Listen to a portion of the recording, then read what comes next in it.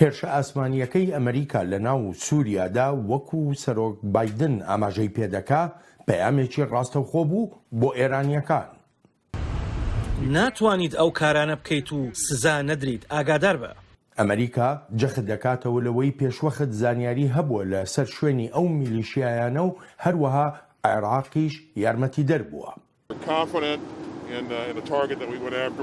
ئێمە دڵنیاین لەو شوێنەی بە ئامانجمان گرت، دەشمان زانی لە چی دەدەین، دڵنیا بووین لەوەی ئەو شوێنە لەلایەن هەمان ئەو میلیشیانەوە بەکارهێنراوە کە هێرشەکانیان کردووە. دواتر زانیاری زیاتر دەدرێت لەسەر کاریگەری هێرشەکەمان. تەنها ویستم پێتان بڵێم کە چەندێک دڵنیام لەو شوێنەی بردومانمان کرد، زۆر بە وردی دەستنیشان کراوە، ڕێگەمان داوە و هەنی عێراقیەکانیشمان داوە بۆ پەرەپێدانی زانیاری هەواڵگیریەکان و ئەو زانیاریانەش بۆ دەستنیشانکردنی ئامانجەکەمان. ئەو هێرشانە میلیشیاکانی عێراقی کە سەر بە کۆماری ئیسلامی ئێرانن دەیان کرد.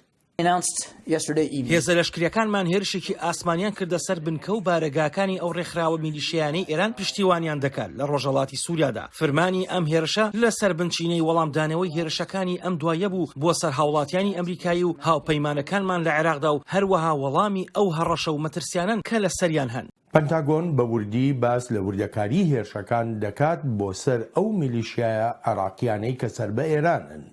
F-15E Strike Eagles. دوو فڕۆکەی F-15 حەوت موشکی ئاڕاستەکراوێن هەڵداوە و 9 بنکە و بارەگایان بە تەواوەتی خاپور کردووە و زیانی گەورەشی لە 2 بنکەی دیکە داوە. ئەو شوێنانەی بردومان کراون لە ئەلبوکەمال بوون لە نزیک سنووری عێراقەوە. ئەو شوێنە بۆ ناسراوە کە شوێنی جم و جۆڵی میلیشیاکانی سەر بە ئێرانن. زانیاری وردەکاری بەراییمان هەن لەسەر زیانە گیانەکان، بەڵام جارێ باسی ناکەین. ئەم وەڵامەش لەگەڵ ڕێشوێنی دیبلۆماسیدا دراوەتەوە لەوانە ڕاوێژکردن لەگەڵ هاوپەیمانەکانماندا. ئەمریکا ئاماژە بە ئامانجەکانی ئەو هێرشانش دەکات و دەڵێت دوو ئامانجی سەرەکی هەبوون. مەبەست لە هێرشکردنە سەر و ئامانجانە دوو لایانی هەیە. یەک هەوڵدانە بۆ لێدانی توانایەکانی ئەو ڕێکخراوانە تا نەتوانن چیدی هێرشکەن. دووەمی ژناردنی پەیامێکی ڕوون و ئاشکرایە کە ئەمریکا گەلی خۆی دەپارێزێت و بەرژەوەندیەکانی خۆمان لە ناوچەکەدا دەپارێزین و هاوبەشەکانی خۆشمان لە ناوچەکەدا دەپارێزین. خۆش هاتنەوە بۆ چاوی واشنگتن. تەوەری بەرنامەی ئەم هەفتەیەمان تەرخان دەکەین بە بوونی میلیشیاکانی سەر بە ئێران لە عێراقدا بۆ ئەو مەبەستە ژمیوانداری نووسەر و ڕۆژنامەوانی سیاسی هیوا عوسمان دەکەین. کاکیوە سەرەتا زۆر سپاس دەکەم بۆ ئامادەبوونت. دەچمە یەکەم پرسیارم، ئەڵبەت بۆ خۆت دەزانی ئەو هێرشەی کە ئەمریکا لە ناو خاچی سووریادا کردیە سەر ئەو میلیشیانەی وەک دەگوترێت کە سەر بە کۆماری ئیسلامی ئێرانن، کۆمەڵی خوێندنەوەی جیاوازی بۆ دەکرێت. لە ڕووی سیاسیەوە ئەمە چ جۆرە خوێندنەوەیەکی بۆ دەکرێت وەک پەیامێک بۆ ئێران؟ زۆر سپاس کاک بەڵێن، خۆشحاڵم بەبوونم لەم بەرنامەیە گرنگەی بەڕێستان. طبعاً ئەم هێرشەی ئەمریکا لەسەر میلیشیا ئێرانیە عێراقیەکانی کە لەسەر خاچی سووریان خوێندنەوەی جیاوازی هەیە بەڕاستی، بەڵام شتی سەرەکی ئەوەیە کە پێ ئەچێت داواکاری حکومەتی عێراق بوو بێت کە لەسەر خاچی عێراق ئەو پەلامارە نەدات یاخود لیان نەدات تاکو نەکەوێتە وەکو جارەکەی تری لە کاتی کوشتنی قاسم سولەیمانی یاخود لە وەکو جارەکانی تری ترامپ کە پەلاماری ئەدان لەسەر خاچی عێراق و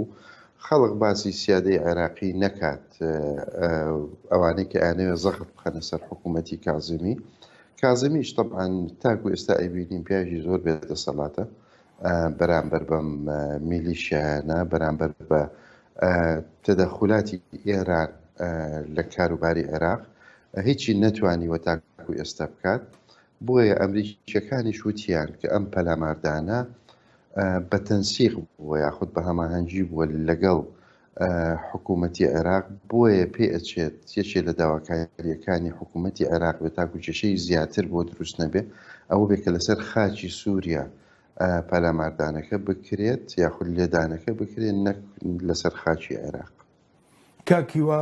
بۆ خۆشت دەزانیانی هەندێک ئەوەی کە جۆمان لێ دەبێت لە بەتایبەتی لە کاربەدەستانی ئەم بەڕێوەبەرایەتیەوە بەشێک لە سیاسەتی ئەمریکا ئەوەیە ڕێگە بگرێت لەوەی قەیرانەکان یاخو ئەو پشێویانی کە لە ناوچەکەدا هەن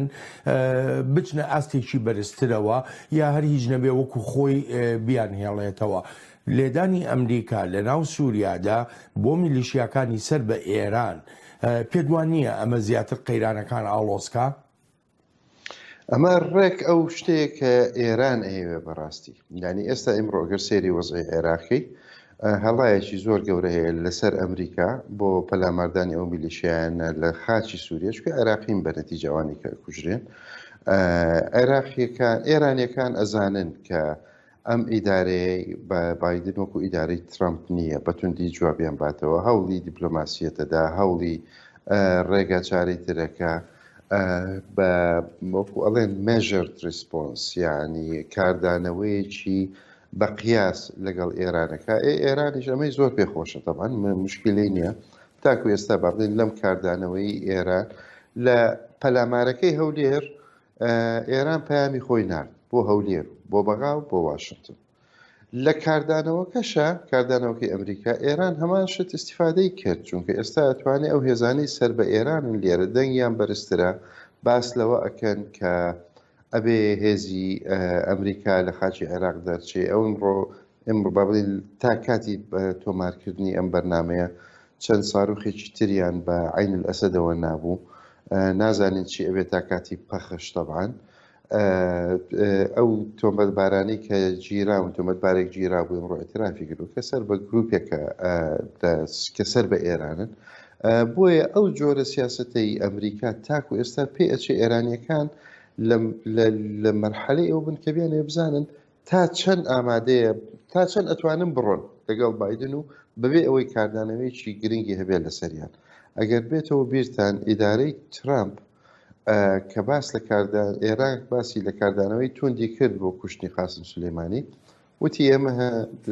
تارگێتمان لە ئامانجمان هەیە لە ناو ئێران کە ئەتوانین بیپێچین و بینیتان بێدەنگ بوون ئێرانیەکان لە دوایەوە هیچ جۆرە کاردانەوەیکی بەخۆتیان نەبوو لە ترامپ ئەترسان بەڵام پێ ناچێ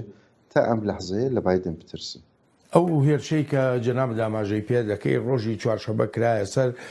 بنکەی عین ئەسەد لە پارێزگای ئەنبار لە ڕۆژاوای عێراقدا ئەلبەتە هەر لە ئێستاوە ئاماژە بەوە دەکرێت کە یا ئێران ڕاستەوخۆ هێرشەی کردووە یا لایەنەکانی سەر بە ئێرانن لە عێراقدا هێرشەکەیان کردووە کاکیوە ئەم دڵە ڕاوچەیە لە عێراقدا و نەگەر عێراقیش لە ناوچەکەشدا هەتا کوێ بڕەکە طبعا هیچ فەرقی نییە ئێران خۆی کردبێتی هێزەکانی سەر بە ئێران کردبێتیان على الأكثر یعنی زۆربەی احتیمالیش ئەوەیە کە هێزەکانی سەر بە ئێران کردبێتیان ئێران ئیشەکە خۆی ڕەنگە نەکات لە سەرەتا بەدەستی خەڵکی تر بیکە بەدەستی عێراقیەکان بیکە ئەمە لەلایەک ئێران وەکو وتم هەوڵەیە اختیبار یاخود تاقیکردنەوەی ئیدارەی بایدن بکە بزانێت تا چەند ئەتوانین بڕۆن سنووریان بۆ پەلاماردانی ئەمریکا چەنە لە ناو عێراق لە شوێنەکانی تر بینی تا پێچە ڕۆژێ بەهۆی حوسیەکانەوە چەند تیارەیان بەسەر سعودیە و ئەو شوێنانە ئەفران تیارەی کە با بڵێن مفەخەخە و تیارەی کە قومبلەی تیاوە بۆ تەقینەوە بەڵام لە هەمان کاتە ئەو بێدەنجی ئەمریکا تاکو ئێستا ئێران استیفادەی لێ کردووە طبعا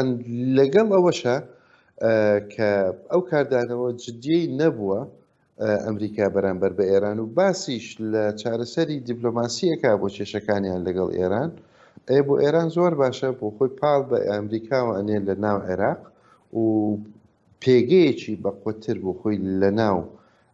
عێراق دروستەکە بێ بەقوتر لە جاران کراوەتر لە جاران و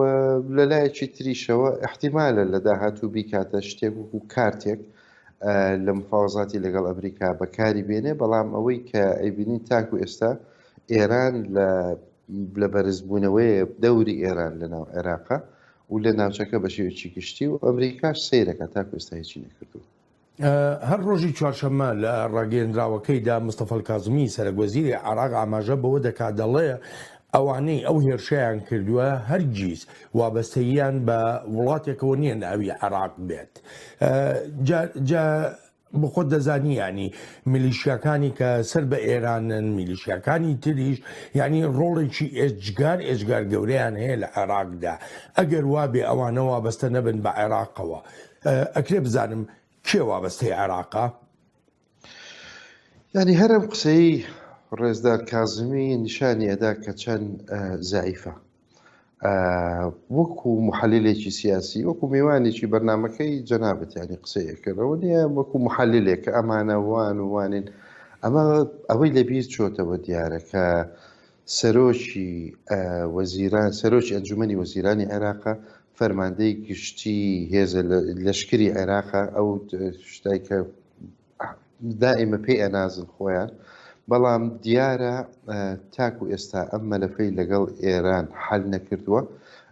نەیتوانیوە بە شێوەیەکی ڕاستەوخۆ لەگەڵ ئێران باسی ئەو گروپانە بکە بۆیە بە ئێران ناوێرێ باسی ئەو گروپە بچووکانەکە گروپە بچووکانە هیچ نین بەڕاستی ئەساسەکە ئێرانە بیرتانە کە پێش هەفتەیە پێش ماوەیەک کە وەزیری دەرەوە فواد حسێن باسی ئەو گروپانەی کرد ناوی بردن بە ئێرهابی حەشرێکیان پێ کرد چونکە ئێران تاکو ئێستا پشتگیریانەکە بەر لەوە ئەگەر بیرتان بێ سەرایەڵ خوراسانی هەبوو بە شەو ڕۆژێ چکە ئێران دەستی لێ ڕاکێشان بە شەو ڕۆژێ حەلکران و سەرکردەکانیشان هەموو گرتن ئەم گروپانەی تریش شتێکی لەو بابەتەن بەڵام مشکیلەکە چییە ئێران حکومەتی عێراق و هەم حکومەتی عێراق و هەم ئەمریکای بەو گروپانە مەشغوڵ کردووە و کلیلەکە لای خۆیانە لە تارانە ئەگەر بتەوێ ئیشی ئەم گروپانە لە عێراق حەلکەی ئەبێ بچی لە تاران ڕێکەوی لەگەڵیان جایان بە زەختی ئەمریکی یاخود بە وەکو عێراق خۆت چیت هەیە ئەتوانی بیان نیتێ بەرامبەر بەو گروپانە ئەمە سیاسەتێکی کۆنی ئێران بووە لە عێراق ئێستا شەر بەردەوامە حتا لە کۆنیش کە ئەگەر بێتەوە بیرتان لە کاتی شۆڕشی کوردی یاخود بزوتنەوە چەکدارەکانی شۆڕشەکانی کورد ئێران هەمیشە نەوعا پژگیریی لێکردوون بەڵام بەنەتیجە بەرامبەر بە ئیتفاقی جەزائیر بە شەتل عەرەب بە زۆر شتی تر وازی لێهێناون یانی ئەمەش دیارە ئێران بە تەمای شتێکە بەس نە عێراق نە ئەمریکا ئەزانێت چی ئەوێ تاکوێستا ئەو ناکۆچی سیاسیانەی کە لە عێراقدا هەیە چەندێک کاریگەری هەیە بەسەر ئەو ڕۆڵی کە ئێران دەیبینێت لایەنێکی وا هەیە کە بتوانێت بەرەنگاری بەرژەوەندیەکانی ئێران بێتەوە لە عێراقدا تاکو ئێستا ئەگەر سەیری هێزە سیاسەکانی عێراق بکەیت ئەوانەی کە ئیمڕۆ لە پەرلەمانی عێراقی ئەیان بینین و کە لە دەرەوەی پەرلەمانی عێراقیشن وەکو ئەو هێزە چەکدارانە کەسی وایەتیان نییە بتوانێت ڕوبەڕووی ئێران ببێتەوە تەنانەت هێزە سونەکانیش هەمویان کە بێتە سەر دەوروبەری هەڵبژاردن یاخود باسکردن لە تەعیینات هەموو کەسێک بێوێ مەنسبێکی مهمی لە عێراق دەستکەوێت ئەبێن بۆ ڕەزامەندی ئێرانی تیاابێ بۆ هەموو پۆستەکە گرنگەکانی عێراق بینیمانە هەمویان ڕاکەڕاکیان بوو بۆ سەفیری تاران لە بەغا ئەمە لەلایەک تەنها شت کە بتوانێت ڕوبەڕووی ئێران ببێتەوە دەوڵەتێکی یەکگرتووی بەهێزی عێراق ئەویش کە تاکو ئێستا هیچ شتێکی وانە چکە سەرکردەیەکی گرنگی سەرکردەیەکی بەهێزی ئەوێت ئەوەی کە ئێستا هەیە سەرۆکوەزیرانی عێراق زۆر بێدەسەڵاتە و هیچی لە ژێردەست دەرناچێت کاکیوە دەگەڕێمەوە بۆ لای جەنابێت هەندێک لەلایەنە شیعەکان وەکو پێشتریش ئاماژەمان پێکرد داوای چوونە دەرەوەی هێزە بیانیەکان دەکەن لە وڵاتەکەیاندا و بە تایبەتیش هێزەکانی ئەمریکا بەڵام واشنگتن جەخت دەکاتەوە لەوەی کە هێشتا ئەرکی گرنگی ماوە لە عێراقدا. ئەوانە هێرشی مەترسیدارن وەک لەوەی لە هەولێر بینیمان کەسێک گیانی لەدەستدا و کەس و کارەکەی لە خەم و پەژارەدان دێڵێمەوە ئێمە لەوێن بۆ بەڕەنگاربوونەوەی داعش و لەسەر بانگێشتی حکومەتی عێراق سەرکردەکانمان مافی بەرگری لە خۆکردنیان هەیە. واشنگتن بەنیاز نییە ژمارەی سەربازەکانی خۆی لە عێراقدا زیاد بکە وەکو ئاماژەی پێدەکات هەموو کار و ئەرکەکانیشی لە چوارچێوەی هاوپەیمانێتی ناتۆدا دەبێت. بێگومان پشتیوانی لە فراوانکردنی بەرنامەی مەشق و ڕاهێنانی ناتۆ دەکەین لە عێراقدا بەڵام شانبەشانی ئەمە هیچ پلانێک نییە بۆ زیادکردنی ژمارەی سەربازە ئەمریکایەکان لە عێراقدا تا بەشدار بن لەو بەرنامەی ناتۆدا زۆر ڕێگە هەن وەک دەزانن دەتوانین بەشدار بین بەبێ زیادکردنی سەربازەکانمان لە ناو عێراقدا هەمیشە ڕێگەی تر هەن و مەرج نییە هەر زیادکردنی ژمارەی سەربازەکانمان بێت. ئەمریکا پاش ئەو هێرشەی کە لە سووریادا کردی باسی لەوە کردووە کە رووسیای ئاگادار کردوێتەوە رووسیا هاوپەیمانە سەرەکیەکەی بەشار ئەسەد سەرۆکی سووریا. 4 یان 5 خولەک بەر لەوەی بردومانەکە بکرێت لەشکری ئێمە ئاگادار کراوەتەوە. بێگومان ئەو ئاگادارکردنەوەش بەهای نییە، وەک خۆیان دەڵێن لە ڕەهەندی پەیوەندیەکانی سەربازەکانی ئێمە و سەربازە ئەمریکایەکانیشەوە لە ڕاستیدا وەک ئەوەیە کە هێرشەکە کرابێت و ئەوجا ئاگادار بکرێنەوە. مۆسکۆ ئەو هێرشە بە پێشێلکاری لە خاچی سووریادا ناودێر دەکات. زۆر بەتوندی ناڕزایی دەردەبڕین دژ بەو هێرشەی ئەمریکا لە سووریادا. داوای ڕێزگرتنێکی بێچەند و چوونی سەروەری و شکۆی خاکی سووریا دەکەین. دووبارەی دەکەینەوە هەر هەوڵێک بۆ گۆڕینی خاکی سووریا بدرێت تا بکرێتە مەیدانی یەکلاکردنەوەی کێشە ژیۆپۆلیتیکیەکان ئەواجێ قبولکردن نییە. کاکیوە لەنێو ئەم هەموو ئاڵۆزیانەی کە ئێستا لە ناوچەکەدا هەن چەندێک دەرفەت دەمێنێتەوە بۆ ئەوەی ڕێگری لە ئێران و لە کاریگەریەکانی ئێران بکرێ لە وڵاتێکی وەکو عێراقدا.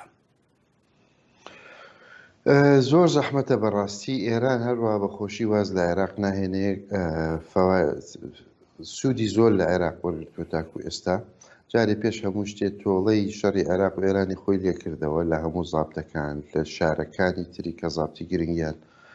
سەرکردەی جێشی عێراقی لێ هاتبوو هی کۆن. ئەمە لەلایەک لە حاڵەتی لە کاتی گەمارۆکردنی ئێرانیش و نەبوونی خستنی گەمارۆ لەسەر ئێران و نەتوانینی کە کاڵاکانی خۆی بفرۆشێت یاخود پارەی کاشی بە دۆلار دەستکەوێ ئەوە عێراق وەکو کاشمەشینێکی زۆر باش بوو بۆی توانیوێتی ئیسفادەیەکی زۆر باشی لێ بکە هەر لە زەمانی مالیکیەوە تا وەختی ئێستا. ڕەنگە ئێستا هەنێ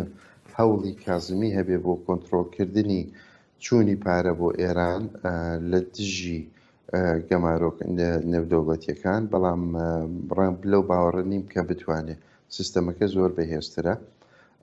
لەوە. ئەوەی کە ئێستا ئەیبینین ئێران وا بە ئاسانی واز لە عێراق ناهێنێ. تا چەند ئەتواندرێ ڕۆڵی ئێران لە عێراق تهدید بکرێ ئەوە ئەبێ چۆن هاوپەیمانێتی نێودەوڵەتی توانی ڕۆڵی داعش کەم کاتەوە لە ڕۆژهەڵاتی ناوەڕاست، ئەبێ هەماهەنگێکی نێونەتەوەی هەبێ سەبارەت بە ئێران. ئێستا ئەگەر سەیری وەزعی ئێرانکەین لەلایەک و ئەبینی ڕوبەڕووبوونەوەی ئێران و ئەمریکا هەیە، ڕووس تەرەف نییە، ئەوروپا ئەوێ حەلە ئیشەکە باشتر بکات لە بینیان، بەریتانیەکان نیوە و نیون، یعنی شتێکی وا نابینی ئێرادەیەکی نێودەوڵەتی کە لەسەر ئەوە بێت کە بە کە کۆک بن لەسەر ئەوەی ئێران دەستێوەردەدا لە کاروباری عێراق، هی لوبنان، هی سووریا، هی زۆر وڵاتی تر. بۆیە بە زەحمەت بتوانین ئەمڕۆ ببینین کە کەمکردنەوەی ڕۆڵی ئێران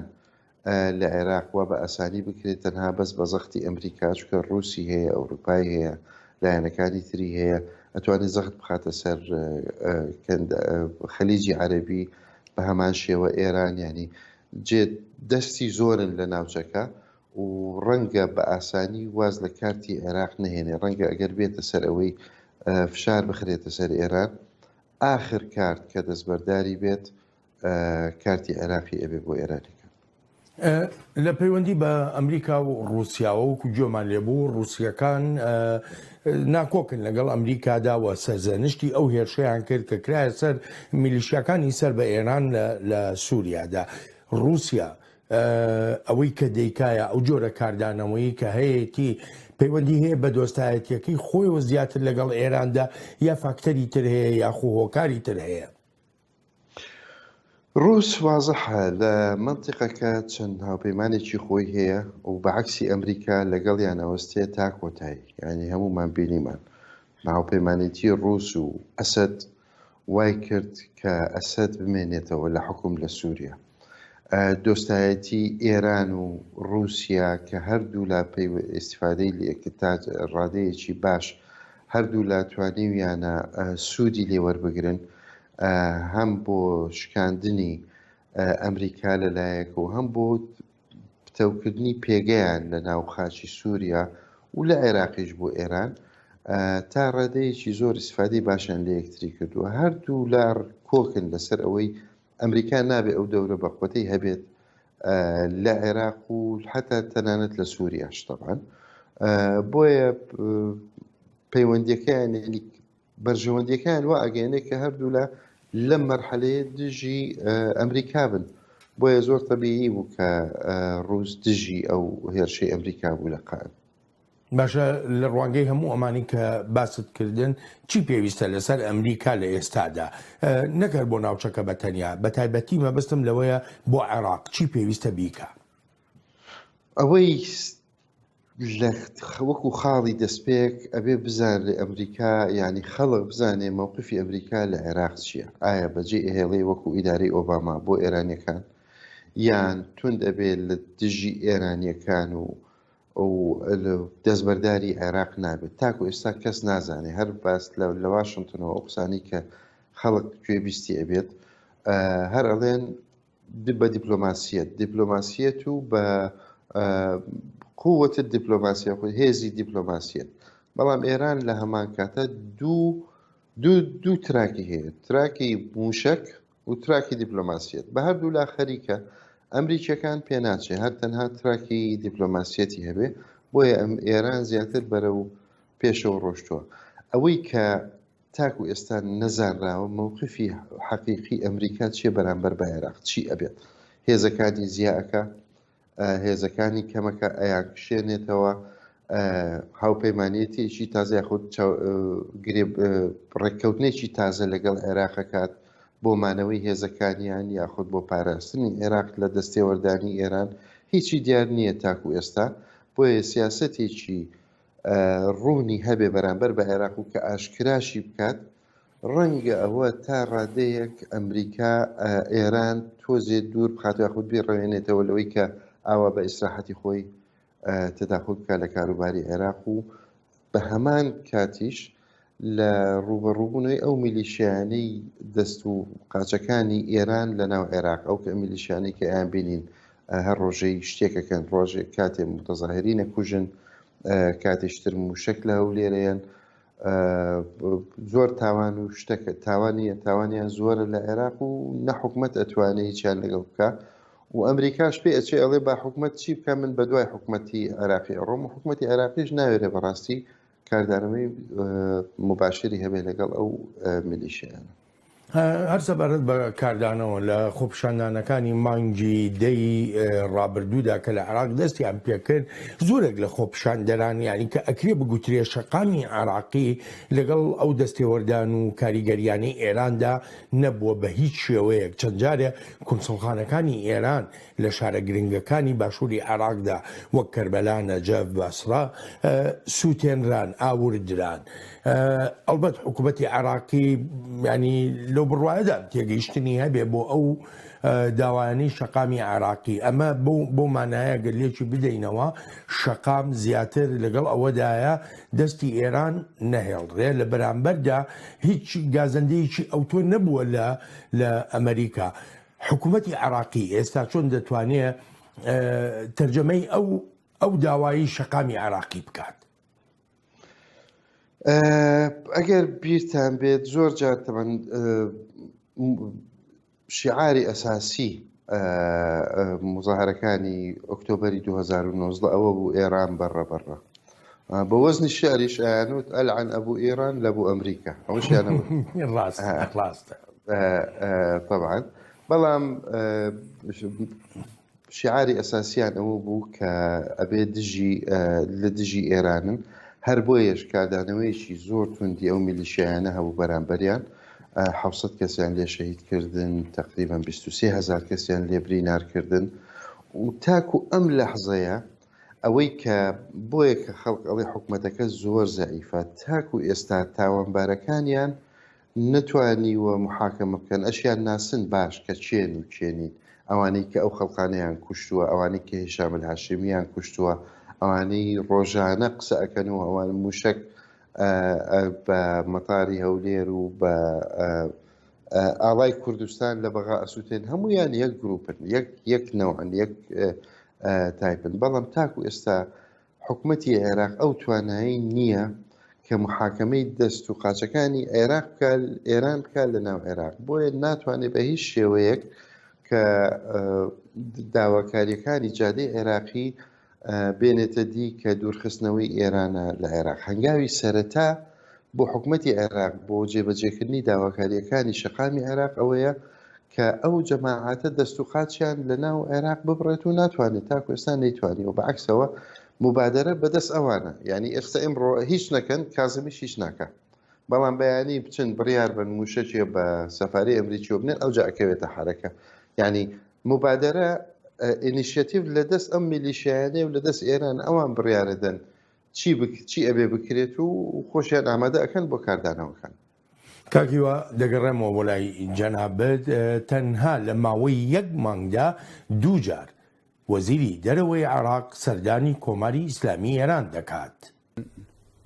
النقاش كان له علاقة بالعلاقات بەشێکی وتوێژەکان لەگەڵ کاربەدەستانی ئێراندا لەسەر پەیوەندیەکانی نێوان ئێران و ئەمریکا بووە بۆی وتوێژمان لەسەر ئەم بابەتە کردووە چونکە پشتیوانەکانی نێوان تەران و واشنگتن کاریگەری ئەرێنی و نێرێنی دەبێت لەسەر ڕەوشی سیاسی عێراق هەر بۆیە گرنگە بۆمان باز لە پەیوەندیەکانی نێوان ئێران و ئەمریکا لەگەڵ هەردوولادا بکەین. گۆڕانێک لە واشنگتن هاتوۆتە ئارەوە و بەڕێوەبەرایەتیەک هاتووە جیاواز لەوەی پێشوو وەهاش پێشبینی دەکەم وە چەرخانێکیش لە پەیوەندیەکاندا ڕووبدات بەڵام ئەم گۆڕانکاریانە بەسراونەتەوە بە سیاسەتی ئێران لە بەرامبەر واشنگتندا و هی واشنگتنیش بەرامبەر بە ئێران. فواد حسێن جەخت لە گرنگی پەیوەندی نێوان تاران و بەغدا دەکاتەوە و گەشتبینیشە بەوەی کە ئەم پەیوەندیانە زیاتر پەرەدەسەنن. العلاقة العراقية الإيرانية أولا إيران جد پەیوەندی عێراق و ئێران وەک دوو وڵاتی دراوسێ پەیوەندی بازرگانی و ئابووری و وزە و وزەی ئەلکترۆنیکمان هەن مێژوو کللتور و جوگرافیای هاوبەشمان هەن و هەر هەمووشیان هەن بەڵام هەندێک خاڵی ناکۆکیشمان هەیە هەوڵ دەدەین و توێژ لەسەر ئەم خاڵە ناکۆکانە بکەین لەگەڵ ئێرانیە دراوسەکانماندا و منیش لەو باوەڕەدام پەیوەندیەکانمان لەگەڵ ئێراندا لە قۆناغی داهاتوودا دەچێتە ئاستێکی نوێوە. کاکیوە ئەگەر بەگشتی ئێمە سەیری وێنە گەورەکە بکەین لە پەیوەندی بە عێراق و ئێرانەوە بەڕای جەنابە کامیان گرنگترن بۆ یەکتر عێراق بۆ ئێران گرنگترە یا بە پێچەوانەوە ئێران بۆ عێراق گرنگترە؟ عێراق بۆ ئێران وەکو شوێنێکە کە پێڵێن دە باکیارد یاخود باخی پشتەوە بۆ ئێران بۆ کاڵاکانی بۆ وەرگرتنی پارەیەکی باش بۆ خۆ دوورخستنەوە لە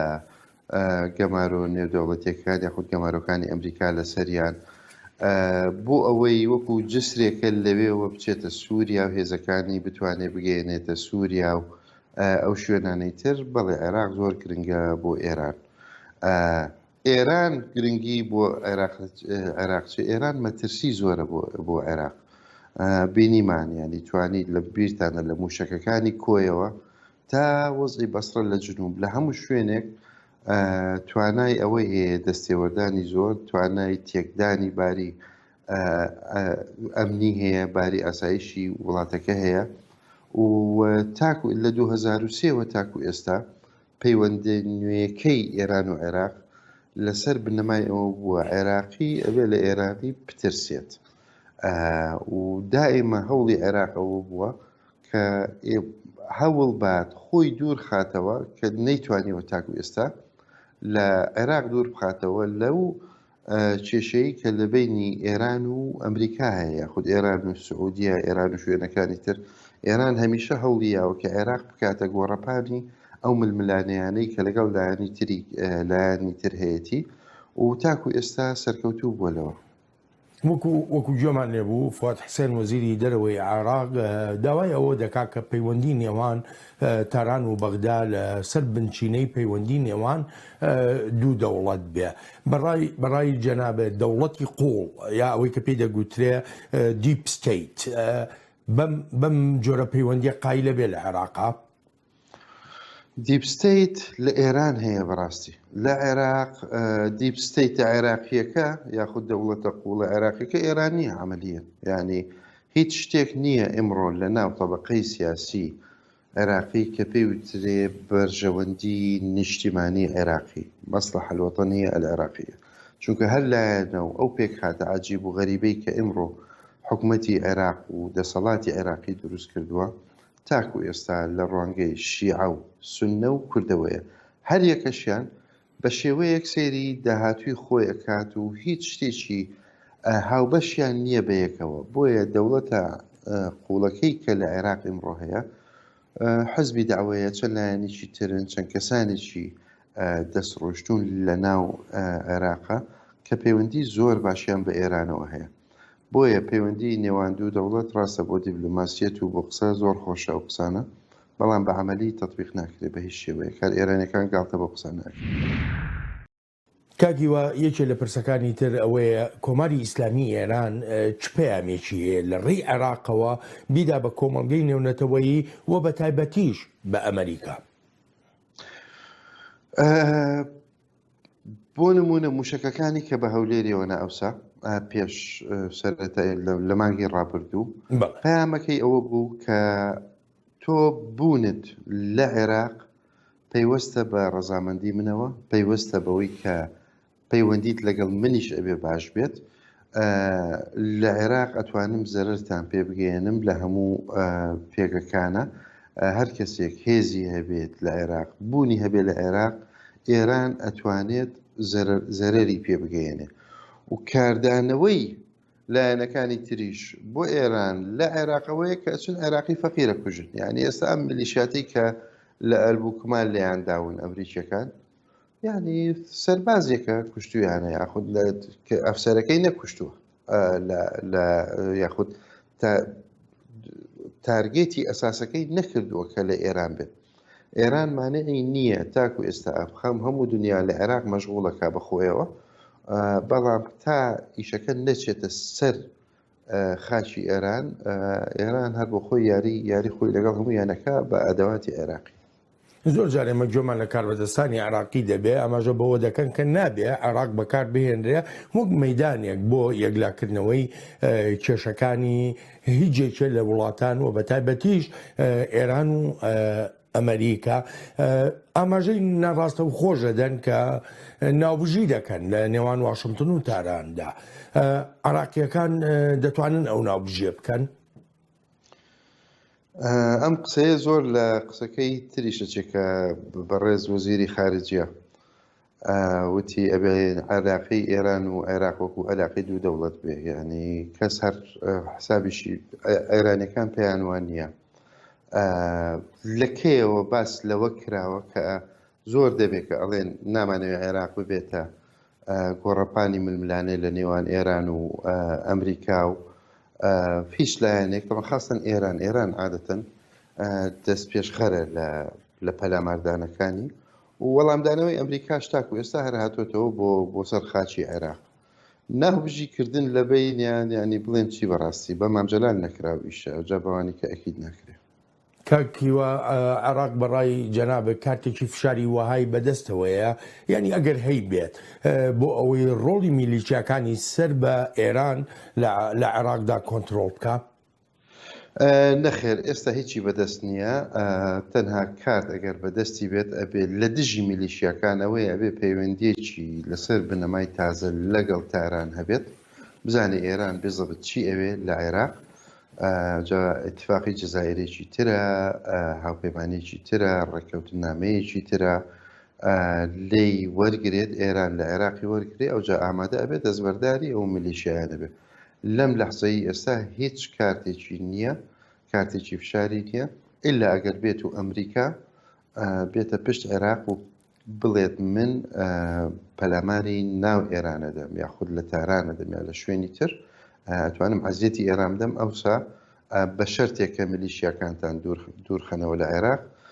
ئەوسا ئەتوانێت بێتە کارتی فشار. بەڵام عێراق ئەمڕۆ هیچ کارتێکی نییە لە دژی ئێران. کاکیوە دەگەڕێمەوە بۆ لای جەنابەت. ئەڵبەتە کێشەی ئەمریکا لەگەڵ ئێراندا هەر تەنها بەرنامە ناوچەکەی ئێران نییە، بەڵکو گرفتی تریش هەیە لەوانە ڕەفتارەکانی ئێران لە ناوچەکەدا. هەر بۆیە وتمان ئێمە ئامادەین بۆ دەستپێکردنەوەی و توێژەکان لەگەڵ هەموو لایەنەکانی ڕێکەوتنە ناوچەکەدا. دەبێت جموجۆڵەکانی ئێران بۆ نەسەقامگیری لە سەرانسەری ڕۆژهەڵاتی ناوەڕاستدا چارەسەر بکرێن. ئێمە هاوکاتی بەرەو پێشچوونمان لەگەڵ ئەوروپایەکان و هاوبەشەکانی تریشماندا هاوکارێکی چڕۆپڕ دەکەین. واشنگتن دەرفەتی بۆ ئێران ڕەخساندووە تا لە ڕێی دیبلۆماسیەوە کێشەکان چارەسەر بکرێن.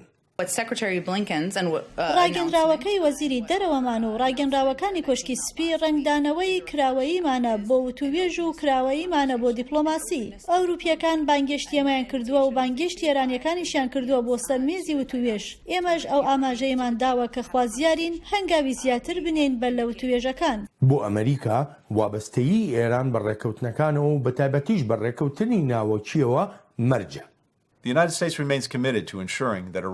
ئەمریکا وابەستەیە بۆ دڵنیابوون لەوەی ئێران هەرگیز نەبێتە خاوەنچەکی ناوەکی.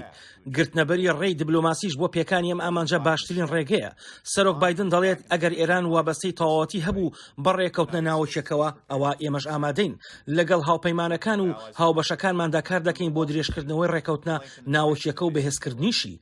بەڵام ئێرانیەکان بە پێچەوانەی خواستی نێونەتەوەیەوە هەنگاو دەنێن و ئەمەش نیگەرانی لای ئەوروپاییەکان دروست کردووە.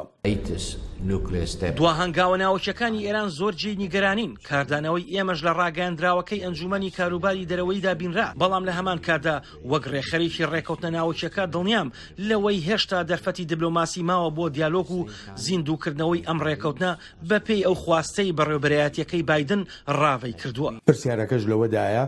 ئایا ئێران لەم هەموو پەیامانە تێگەیشتووە یان نا؟ دەرەنجام پێویستە ئێران تێبگات لەوەی چ شتێک گرنگە بۆ هێورکردنەوەی ڕەوشەکە و بە پێشنیازی دیبلۆماسی قایل بێت بەوەی ئەمریکاشەوە. هەر بۆیەشە بەردەوام پشتیوانی هەموو هەوڵەکانی بەڕێوەبەری گشتی دەستگای نێونەتەوەی وزەی ئەتۆمی دەکەین بۆ پارێزنی وابەستەیە ڕوون و ئاشکراکان. کاکیوە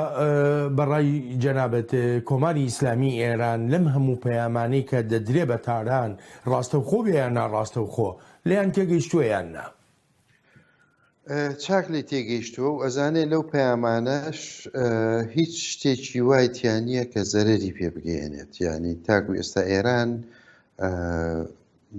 یاریکەرێکی شەترەنجی باشە. زۆر جار پەیامی ئەوروپای پێگا هی ڕووسی ئەمریکا هی عێراقیەکان بەعزە جار هی خەلیج. بەڵام مشکلەی نییە ئەو چاوی لەسەر یاریە گەورەکەیە و وەزعی خۆی تێک نەچووە. تەهدیدی هیچ شتێک نەبوو لەو پەیامانە کە تەهدیدی ڕاستەوخۆی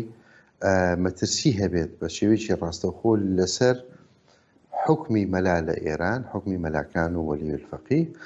لەسەر بوونی لەسەر ئاسایش و ئەمن و ئاسایشی ئێران. بۆیە مانعی نییە و مەشهوریشن ئێرانیەکان بە کاتکوشتن و بە دیپلۆماسیەتی تایبەت بە خۆیان. ئەوان دیپلۆماسیەتێکی خۆیان هەیە کە تاکو ئێستا کەم کەس هەبوو لێیان بباتەوە. کاگ هیوا وەکو دەزانی ئەمریکا بەردەوام باز لە ڕەفتارەکانی ئێران دەکات لە ناوچەکەدا ئەو ڕەفتارانەی کە ناسەقامگیری دێنە ئاراوە لە عێراقا، لە یەمەنا، لە سووریا، لە لوبنانە، لە شوێنەکانی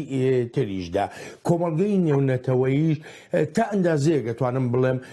هاوڕای ئەمریکان و نیگەرانیان هەیە، بەڵام هەتا ئێستا هەنگاوێکی کۆنکریتی نەنراوە بەرامبەر بە کۆماری ئیسلامی ئێران. بۆچی؟ وایە بۆیە چکە دوو ڕێی هەیە. کۆمەڵگەی نێونەتەوەی هەمان شت ئەڵێن لەسەر ڕۆڵی ئێران لە مەنتیقەکە، بەڵام بە عەمەلی لەگەڵ ئەمریکانین. ئەو کێشەی لە نێوان ئێران و ئەمریکا هەیە، یاخود ئەو ململانەی کە هەیە ئەمڕۆ لە نێوان ئێران و ئەمریکا، کۆمەڵگەی نێونەتەوەی وا سەیری ئەکات کە نایانێ ببنە بەشێک نە لە معسکەری ئێران نە لە معسکەری ئەمریکا. هەر تەماشێ وەکو عێراقیەکان ناڵێن ئێمە نامانێ بە چاوی ئەمریکا سەیری ئێران بکەین و نامانێ بە چاوی ئێرانیش سەیری ئەمریکا بکەین. زۆربەی ئەوانەی لە بینان وەکو بەناو لە UN و لەو شوێنانە ڕەنگە هەنێ قسەی وا بکرێت کە پشگیری ئەمریکای تیابێ، بەڵام بە عەمەلی نە ئەوروپا نە رووسیا ئایانەوێ بە چاوی ئێران سەیری ئەمریکا بکەن و بە چاوی ئەمریکا سەیری ئێران بکەن. بیرروڕایان جیاوازە دەربارەی وەزعی ئێران یاخود بۆچوونیان جیاوازە. بۆیە نەیانتوانیوە تاکو ئێستا لە غەیری قسە زیاتر لەسەر ڕۆڵی ئێران هیچ شتێکی عەمەلی بکەن و ئێرانیش ئەوەی باش استیفادە لێکردووە و توانیوێتی دەوری خۆی لە مەنتیقەکە یاخود دەست و قاچی خۆی لە مەنتیقەکە باشتر بچەسپێنێ. بەڵێ کاکیوە سوپاس دەکەم بۆ بەشداریت لە بەرنامەی ئەم هەفتەیە چاوی واشنگتن. سوپاس و پێزانینم. زۆر سپاس کاک بڵێن، خۆشحاڵ بووم. ئەلبەتە ئازیزان سوپاسی بێپایانم بۆ ئێوەی خۆشەویستە کە تا ئێستا لەگەڵماندا ماونەتەوە تا هەفتەی ئایندە و بەرنمەیەکی نوێی چاوی واشنگتن ڕێز و خۆشەویستی ستافی بەرنامە هەروەهی خۆیشم بەڵێن ساڵح بەسەند بفەرمونون هەر لە خۆشیە جێتان لێڵی.